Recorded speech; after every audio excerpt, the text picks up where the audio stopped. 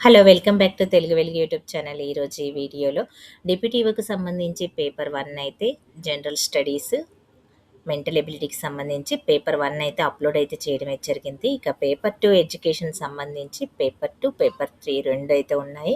మనకి పేపర్ 2నైతే ఇప్పుడు చూద్దాం. ఇందులో మనకి 150 క్వెషన్స్ అయితే ఉంటాయి. 150 మినిట్స్ కూడా మనకి టైం కూడా అదే విధంగా 150 మినిట్స్ అయితే ఉంటుంది. ఇందులో నెగెటివ్ మార్క్స్ కూడా ఉన్నాయి. అదేవిధంగా పేపర్ మనకి ఇంగ్లీష్ మీడియం, తెలుగు మీడియంలో ఉంటుంది. ఈ ఎడ్యుకేషన్‌కి సంబంధించి మనకి బిట్స్ ఏ విధంగా వచ్చాయి అనేదైతే చూద్దాము. ఇందులో నెగెటివ్ మార్క్స్ కూడా ఉన్నాయండి. జాగ్రత్తగా మీకు వచ్చిన వాటికే ఆన్సర్స్ అయితే చేయండి. ఈ పేపర్‌ని నేను అప్‌లోడ్ చేయడానికి ముఖ్య కారణం ఏంటి అంటే మనకి ప్రీవియస్‌గా మనకి డిప్యూటీవో పోస్టులు మళ్ళీ మనకి ఇస్తే అప్పుడు ఈ పేపర్ యూజ్ అవుతుంది. ప్లస్ ఇప్పుడు ఫైనల్ కీ కాబట్టి ఎవరైనా డిప్యూటీవో పోస్టు రాసిన వాళ్ళకి ఫైనల్ కీలో ఏమైనా చేంజెస్ జరిగాయా? పో మిస్టేక్ ఉన్న క్వెషన్స్‌కి మనకి మార్క్స్ ఇచ్చారా లేదా అని చూసుకోవడానికి ఈ పేపర్‌నైతే అప్‌లోడ్ అయితే చేస్తున్నాను. అదే విధంగా తెలంగాణలో కూడా మనకి డిప్యూటీవో పోస్టులు రాబోతున్నాయి. నోటిఫికేషన్ రాబోతుంది. దానికి కూడా యూజ్‌ఫుల్ అవుతుందనే ఉద్దేశంతోటి పేపర్‌నైతే మీ ముందుకు తీసుకురావడం అయితే జరిగింది. క్వెషన్స్ ఏ విధంగా ఇచ్చారు, మీకు ఒక మోడల్‌గా ఉంటుందనే ఉద్దేశంతోటి ఈ పేపర్‌ని మీకు అందిస్తున్నాను. వీడియోని స్కిప్ చేయకుండా వీడియో మొత్తాన్నయితే చూడండి. మీరు కూడా ప్రాక్టీస్ అయితే చేయండి. మీకు ఒక గైడ్‌గా ఉంటుంది ఈ పేపరు. ఇక ఫస్ట్ క్వెషన్ అయితే చూద్దామండి. విద్య యొక్క సామాజిక శాస్త్రం యొక్క ప్రాథమిక దృష్టి ఏమిటి అని ఇచ్చారు. విద్య మరియు సమాజం మధ్య సంబంధము మనకి ఇందులోనే ఆన్సర్స్ కూడా ఉంటాయి. మీరు చూసుకోండి. ఇంగ్లీషు, తెలుగులో క్వెషన్స్ అయితే ఉంటుంది. మనకి ఇక్కడ లెంతీగా ఉంది. సామాజిక శాస్త్రం యొక్క ప్రాథమిక దృష్టి ఏమిటి? మానవ సమాజం మరియు పరస్పర చర్యలను అర్థం చేసుకోవడము.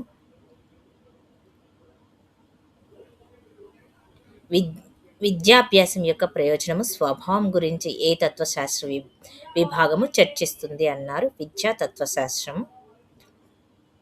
క్రింది వాటిలో ఎడ్యుకేషనల్ సోషియాలజీ విద్యా సామాజిక శాస్త్రం పరిధిని ఏది ఉత్తమంగా వివరిస్తుంది? సామాజిక నిర్మాణాలలో విద్యను అధ్యయనం చేయడం. భవిష్యత్తు అనేది ఒక మూలల్లో దాచబడి ఉండేది కాదు. భవిష్యత్తు అనేది వర్తమానంలో మనం నిర్మించుకునేది అని ఎవరు అన్నారు? ఫాలో పేర్. జ్ఞాన అన్వేషణకు సిద్ధాంతంగా నిర్వచించారు. జ్ఞానము. విద్య యొక్క సామాజిక శాస్త్రం పునాది స్వభావము. విద్య సామాజిక సంస్థలు మరియు సంస్కృతి మధ్య సంబంధం. ఒక వస్తువు ఉనికిని గురించి మరియు ఆ భౌతిక ప్రపంచాన్ని వాస్తవమైనదిగాను మరియు సత్యంగాను పరిగణించే ఆలోచన విధానం ఏమిటి? వాస్తవిక వాదము. విద్యలో క్రమశిక్షణ యొక్క ప్రకృతివాద దృక్పథాన్ని ఈ క్రింది వాటిలో ఏది ఉత్తమంగా వివరిస్తుంది? ఒకరి చర్యల పర్యవసానాల నుంచి క్రమశిక్షణ సహజంగా సంభవించాలి. ఒకరి చర్యల పర్యవసానాల నుండి క్రమశిక్షణ సహజంగా సంభవించాలి. ప్రకృతి దృక్పథాన్ని. విద్యలో వ్యవహారిక సత్తావాదం గురించి క్రింది ప్రకటనను పరిగణించండి. ఇచ్చిన ప్రకటనలోని ఏది సరి అయినదో ఎంచుకోండి.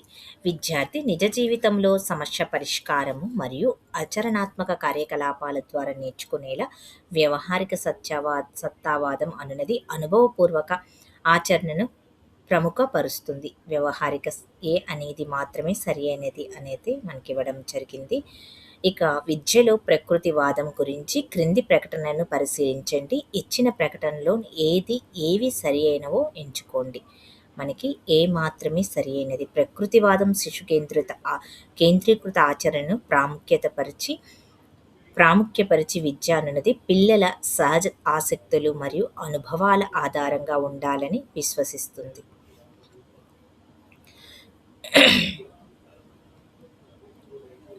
క్రింది జాబితాలోని మన జతపరచమన్నారు.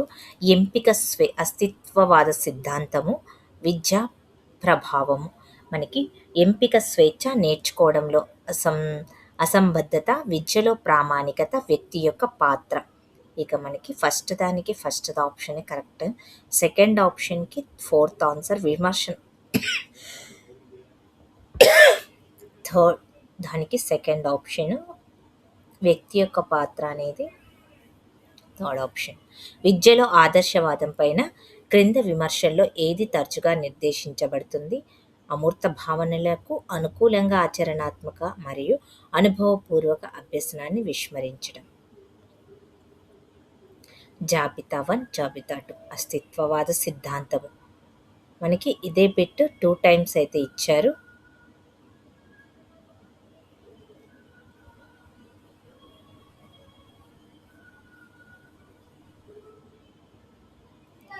నేర్చుకోవడంలో సంబంధత కొంచెం ఇక్కడ ఫస్ట్ ఆప్షన్కి 3, మనకి సెకండ్ ఆప్షన్కి 4, థర్డ్ ఆప్షన్కి 2, ఫోర్త్ ఆప్షన్కి 1 అనేది ఇవ్వడమే జరిగింది. విద్యలో స్వామి వివేకానందం ప్రధానంగా ఏ అంశంపైన దృష్టి సారించారు? వ్యక్తిత్వం పెంపొందించుకోవడం మరియు ఆధ్యాత్మిక వికాసం. క్రింది ప్రసిద్ధ ప్రవచనాన్ని ఎవరు ఉటంకించారు? సత్యం అనేది ఒక దారిలోనే భూమి అనేది జిడ్డు కృష్ణమూర్తి అన్నారు. ఠాగూర్ మార్గదర్శకత్వంలో శాంతినికేతన్ పాఠశాలల ప్రత్యేకత ఏమిటి? సాంప్రదాయ సబ్జెక్టులతో కళలు, సంగీతము మరియు సాహిత్యాలని కలపడం. విద్యపైన మహాత్మా గాంధీ అభిప్రాయాలను సంబంధించి క్రింది ప్రకటనలను పరిశీలించండి. ఇవ్వబడిన ప్రకటనలో ఏది సరి అయినదో ఎంచుకోండి. ప్రకటన ఏ మాత్రమే సరి అయినది. మనకి విద్యపైన మహాత్మా గాంధీ అభిప్రాయాలను సంబంధించి క్రింది ప్రకటనలను పరిశీలించండి. ఇవ్వబడిన ప్రకటనలో ఏది సరి అయినవో గుర్తించండి. ప్రకటన ఏ మాత్రమే సరి అయినది. విద్యలో గాంధీ యొక్క రచనలు. నయీ తాలీం ప్రాథమిక విద్య, గుణగణాలను పెంపొందించుకోవడంపై దృష్టి, హస్తకళలకు ప్రాధాన్యం, గ్రామీణాభివృద్ధికి విద్య. ఇక్కడ స్వయం సమృద్ధిని, శ్రమ గౌరవాన్ని పెంపొందించడానికి వృత్తి నైపుణ్యాలను విద్యతో అనుసంధానం చేయటం, గుణగణాలను పెంపొందించుకోవడం పైన దృష్టి అనేది నైతిక విద్యను ప్రోత్సహించడము. ఇక హస్తకళలకు ప్రాధాన్యత ఇవ్వడానికి సైద్ధాంతిక పరిజ్ఞానం కంటే ఆచరణాత్మక ప్రత్యక్ష అనుభవాల ద్వారా నేర్చుకోవాలని సూచించడం. అది గ్రామీణాభివృద్ధి విద్య అనంటే గ్రామీణ ప్రాంతాల అభ్యున్నతికి, స్థానిక అవసరాలను తీర్చడానికి విద్యను ఒక సాధనంగా ప్రోత్సహించడం. జిడ్డు కృష్ణమూర్తి యొక్క రచనలు. అధికారం నుండి స్వేచ్ఛ, స్వీయ ఆవిష్కరణలో విద్య పాత్ర, ప్రపంచ పౌరసత్వం కోసం విద్య, అభ్యసనలో విచరణాత్మక మరియు విమర్శనాత్మక ఆలోచన అనేది ఇచ్చారు కదా. ఇక్కడ మనకి ఫస్ట్ ఆప్షన్కి 2, సెకండ్ ఆప్షన్కి 1, థర్డ్ ఆప్షన్ 4, ఫోర్త్ ఆప్షన్కి 3. ఆధునికీకరణలోని విద్య పాత్ర ఏమిటి అంటే పురోగతిని ప్రోత్సహించడం. పాఠశాల యొక్క ప్రాథమిక విధి విద్యార్థులకు దేని గురించి అవగాహన కల్పించడం? సంస్కృతి గురించి. క్రింది వాటిలో పాఠశాలల విద్య కానిది ఏది? ఇది పిల్లల స్వీయ భావనలు, భావోద్వేగాలు, వైఖరులు మరియు ప్రవర్తనను అభివృద్ధి చేయడంలో సహాయపడదు. UDAAN ప్రాజెక్టు క్రింది వాటిలో బాలికలకు ఏవి అందించబడతాయి? ఫ్రీ లోడెడ్ స్టడీ మెటీరియల్తో ట్యాబ్లెట్లు. బలహీన వర్గాల అభివృద్ధిలో సమ్మిళిత విద్య ఎలాంటి పాత్ర పోషిస్తుంది? వైవిధ్యభరితమైన వాతావరణంలో నేర్చుకోవడాన్ని ప్రోత్సహిస్తుంది. విద్యకు సమాజానికి మధ్య ఉన్న సంబంధాల్ని వేర్వేరు కోణాల నుండి పరిశీలించబడినది. క్రింది వాటిలో ఏది సామాజిక దృక్పథం కాదు? సాంప్రదాయక దృక్పథం.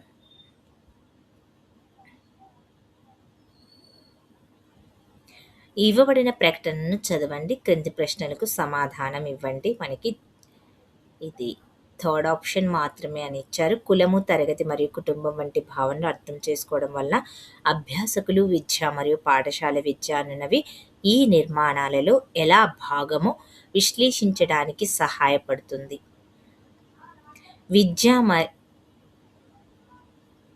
విద్య మరియు సామాజిక మార్పుల మధ్య సంబంధాన్ని సంబంధించిన క్రింది ప్రకటనలను చదవండి. ఇచ్చిన ప్రకటనలో ఏవి సరియైనవో ఎంచుకోండి. మనకి ప్రకటనలు ఏ మరియు బి 2 కూడా సరియైనవే. క్రింద సమాజంలోని బలహీన వర్గాల విద్యకు సంబంధించి ప్రకటనలను చదవండి. ఇచ్చిన ప్రకటనలో ఏది సరియైనవి వాటిని ఎంచుకోండి అనేది ఇచ్చారు. ఏ మాత్రమే సరియైనది. షెడ్యూల్ కులాలు, షెడ్యూల్ తెగల యొక్క ఆర్థికంగా వెనుకబడినటువంటి వర్గాలతో సహా బలహీన వర్గాలకు సమానమైన ప్రాప్యతను నిర్ధారిస్తూ విద్యా హక్కు చట్టం 2009 అనేది 6-14 సంవత్సరాల వయసు గల పిల్లలకు ఉచిత మరియు తప్పనిసరి విద్యను నిర్దేశిస్తుంది. తరగతి గదిలో విద్యార్థుల ప్రవర్తనను అధ్యయనం చేయడానికి ఎడ్యుకేషనల్ సైకాలజీలో ఏ పద్ధతి సాధారణంగా ఉపయోగపడుతుంది? పరిశీలన పద్ధతి.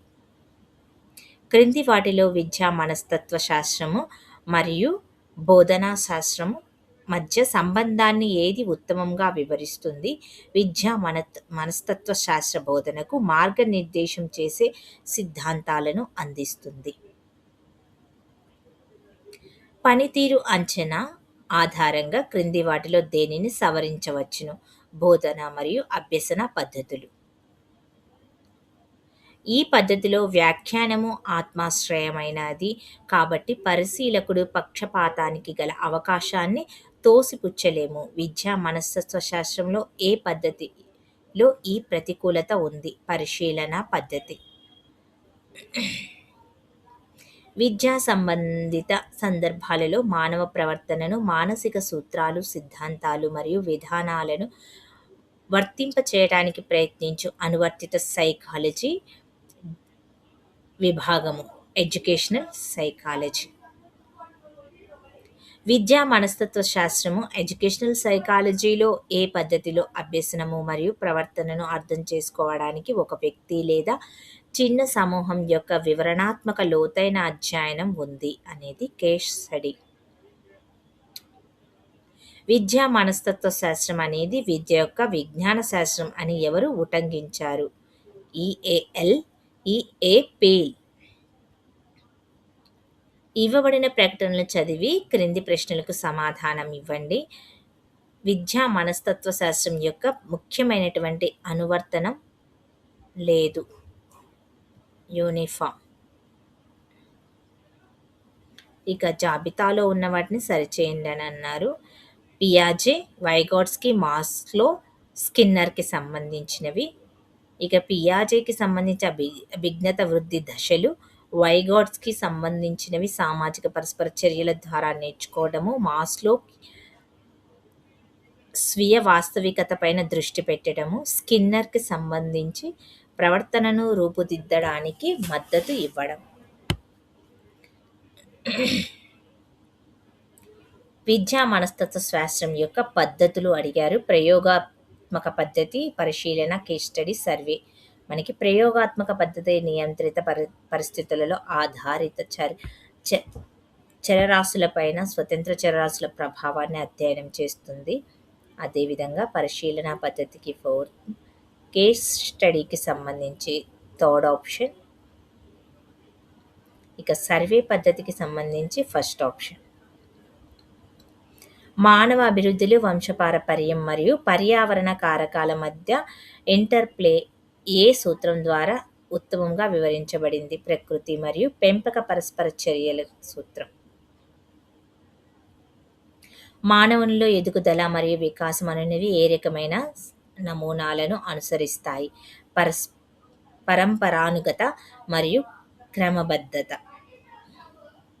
వేగవంతమైన శారీరక పెరుగుదల, గుర్తింపు, నిర్మాణము మరియు భావోద్వేగ అస్థిరత ఏ దశలో అభివృద్ధి చెందుతాయి? కౌమార దశలో.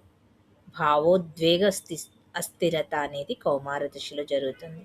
కౌమార దశ అనే పదం గురించి క్రింది వాటిలో సరికానిది ఏమిటి? ఇది ప్రతి వ్యక్తికి ఒక నిర్దిష్ట కాల పరిమితిలో జరుగుతుంది. ఒక పిల్లవాడు సమస్య పరిష్కారం మరియు తాత్కాలిక తర్కంతో పోరాడుతాడు, అయినప్పటికీ శారీరక సమన్వయము మరియు సృజనాత్మకత పనులలో రాణిస్తాడు. పియాజే సిద్ధాంతం ఆధారంగా పిల్లవాడు ఏ దశలో వికాసం చెందే అవకాశం ఉంది అన్నారు. ఇక్కడ ప్రీ ఆపరేషనల్ స్టేజ్ ఏ కాలంలో శారీరక మార్పులు గౌణ లింగ లక్షణాల అభివృద్ధికి దారితీస్తాయి? యుక్త వయస్సు.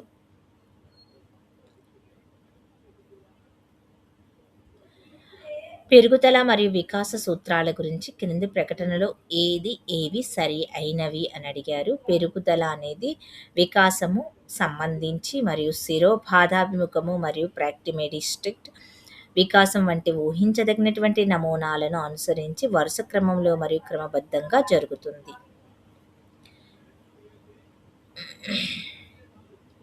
ఇవ్వబడిన ప్రకటనను చదివి క్రింది ప్రశ్నలకు సమాధానం ఇవ్వండి. మనకి సెకండ్ ఆప్షన్ అనేది కరెక్ట్ ఇచ్చాడు. కింది పరిమాణంలో పెరుగుదలను మాత్రమే కాకుండా శరీర క్రియల పనితీరు, తెలివితేటల అవగాహన, వ్యక్తిత్వము మొదలైన వాటిలో కూడా ఉంటుంది. ఎక్కువగా మనకి మ్యాచింగ్ ద ఫాలోయింగ్ అయితే ఎక్కువ క్వశ్చన్స్ అయితే ఉన్నాయి. దీన్ని చూడండి. క్రియాశీలక అభ్యసన, వ్యక్తిగత వ్యత్యాసాలు, సామాజిక అభ్యసన, భావోద్వేగ శ్రేయస్సు.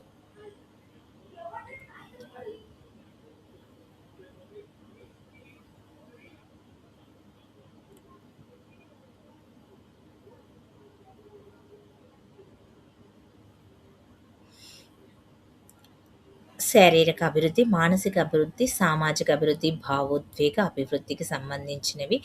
మనకి శారీరక అభివృద్ధికి సంబంధించింది ఎత్తు పెరుగుదల, చాలక నైపుణ్యము. మానసికానికి సంబంధించింది సమస్య పరిష్కారము. సామాజిక అభివృద్ధికి సంబంధించింది పరస్పర చర్య సంబంధాలు, సహకారము.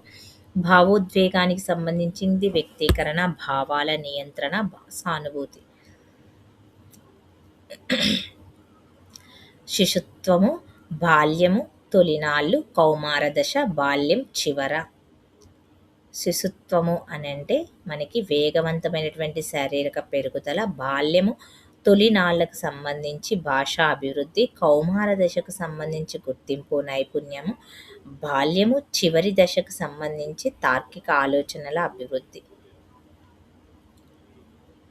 పెరుగుదల మరియు వికాసంలో వ్యక్తిగత అంతరాలు అనే భావన వీటిని సూచిస్తుంది. ప్రతి విద్యార్థి ఒక ప్రత్యేకమైన విధంగా మరియు ప్రత్యేకమైన విధానాల్లో అభివృద్ధి చెందుతారు. సాధారణంగా వికాసం ఎలా సాగుతుందంటే సాధారణ స్థాయి నుండి నిర్దిష్ట స్థాయికి. క్రింది వాణిలో తరగతి గదిలో కన్స్ట్రక్టివ్ లెర్నింగ్ థియరీ నిర్మాణాత్మక అభ్యసన సిద్ధాంతం యొక్క భావోద్వేగ సూచనని ఏమంటారు? అభ్యసన అనేది అన్వేషణ మరియు ఇనిటినిస్టిక్ అనే ప్రేరణను ప్రోత్సహిస్తుంది.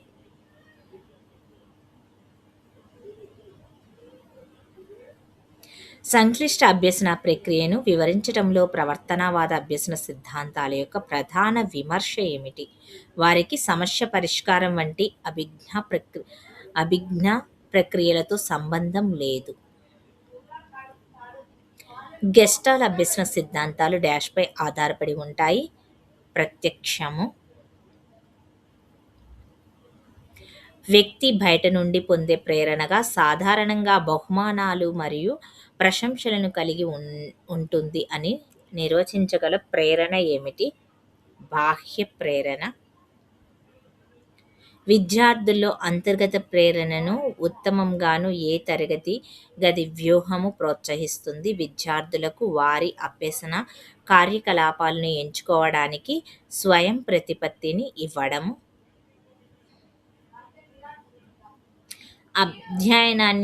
అధ్యయనానికి ప్రవర్తన విధానం గురించి క్రింది వాటిలో సరికానిది ఏది? అభ్యాసకుడి ఉద్దేశము కేవలం కార్య అవసరాలను పూర్తి చేయడమే.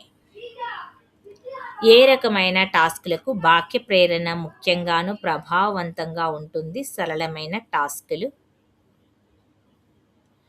పునరుద్ధరణం ద్వారా ఒక ప్రతిస్పందనను ఒప్పుకోదలిచినదిగాను లేదా మరింత బాహుళ్యంగాను చేయబడు ఒక రకమైన అభ్యసన ప్రక్రియను సూచిస్తుంది అని.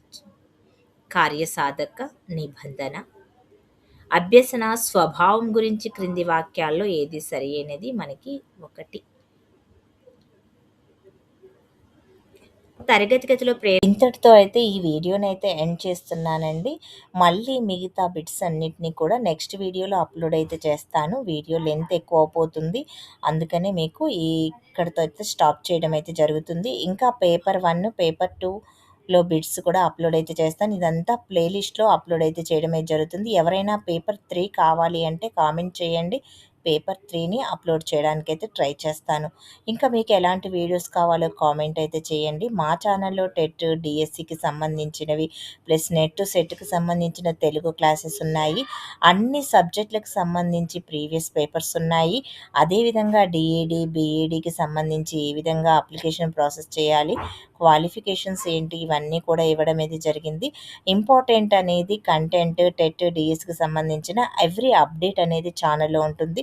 అటు ఏపీ, ఇటు తెలంగాణకు సంబంధించిన అన్ని వీడియోసు, అప్డేట్స్ అనేటివి ఛానల్‌లో ఉంటాయి. టెట్, డీఎస్సీకి సంబంధించి కంపల్సరీగా ఛానల్‌లో ఎవ్రీ అప్డేటు, నోటిఫికేషన్స్ నుంచి మీకు జాబ్‌కు జాయిన్ అయ్యేంత వరకు అన్ని వీడియోస్, ప్రాసెస్ అనేది మీకు అందించడం అయితే జరుగుతుంది.